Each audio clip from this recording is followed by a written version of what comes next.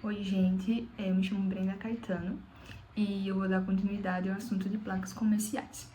Infelizmente, eu não tive como estar presente aí para poder apresentar pessoalmente o trabalho por questões de saúde, mas vamos lá.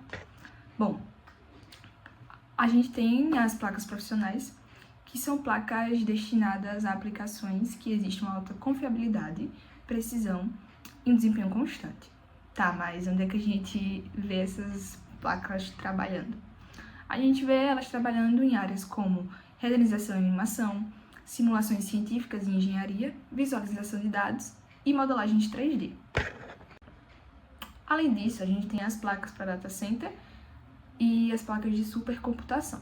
Tá, essas duas placas, elas são placas destinadas para quando a gente precisa de um uso mais, como posso dizer assim, pancada, um uso mais exigente, porque elas oferecem um alto desempenho computacional para aplicações especializadas. Em geral, elas são destinadas para inteligência artificial, machine learning, computação de alto desempenho, análise de dados e big data e uma simulação e modelagem científica. Tá, para essa categoria da data center e supercomputação, a gente tem a placa NVIDIA Tesla V100, que é uma placa da linha Tesla, feita pela NVIDIA, que é voltada para uma computação pesada.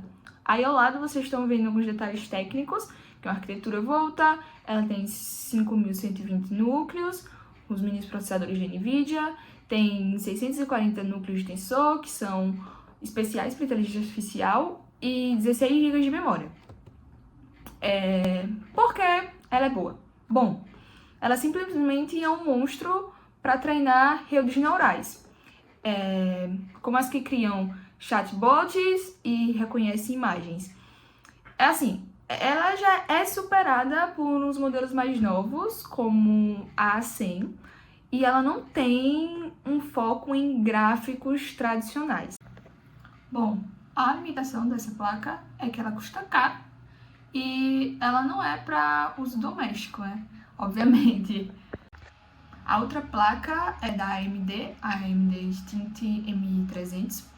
Ela é da linha Instinct, ela é feita pela AMD e ela é uma concorrente direta da placa anterior que a gente viu, da placa da linha da Tesla, que ela é projetada para supercomputadores.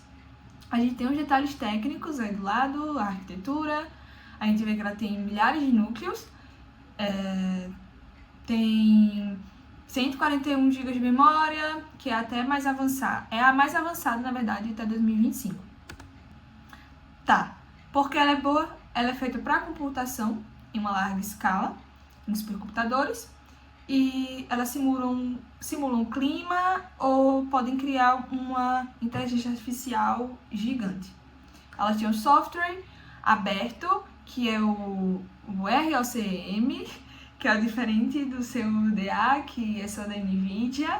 Se eu não estiver pronunciando certo, perdão. Mas a limitação dessa placa é que ela também não é para um uso comum. Ela só é para grandes projetos. Ou seja, a limitação dessa é que nem a outra.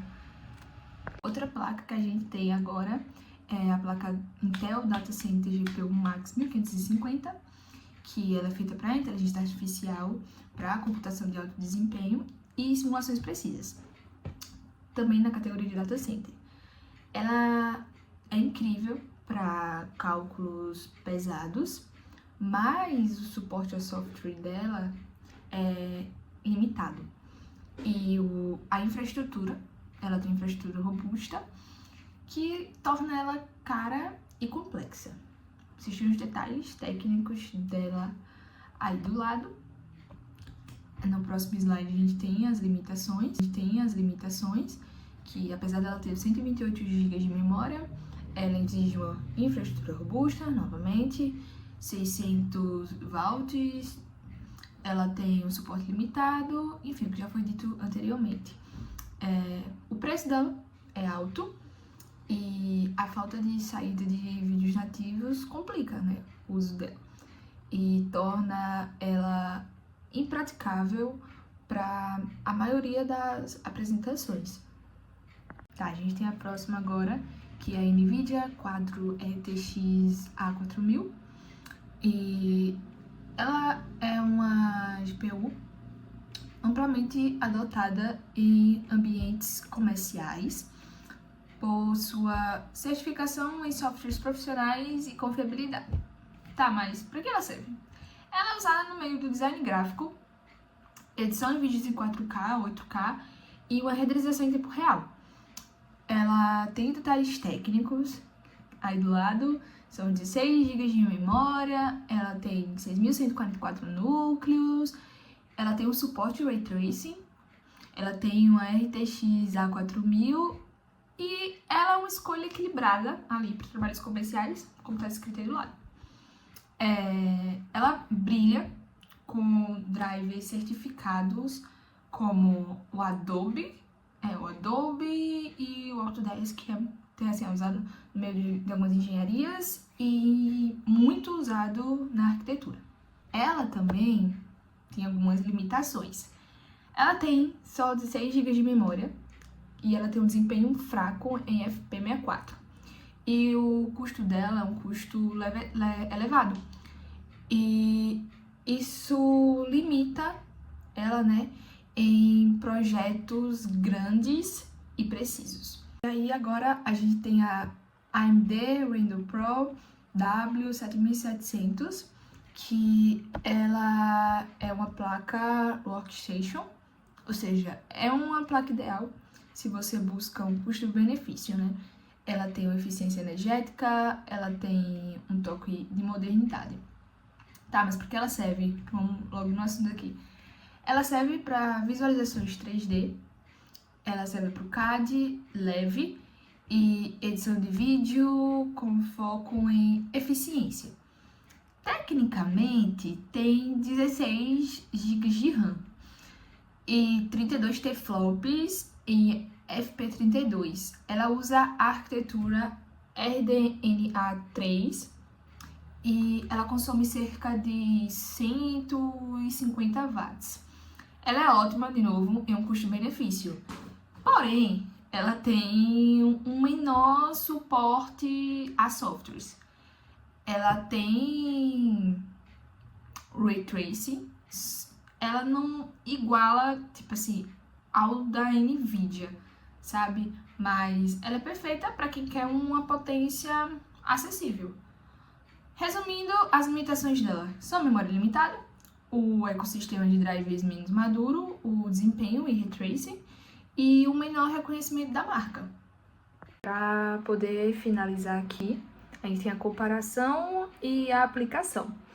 Então, usando a Quadro A4000 e a Radeon W7700, elas são para workstation e elas são fáceis de usar, elas são ótimas para designer e para edição.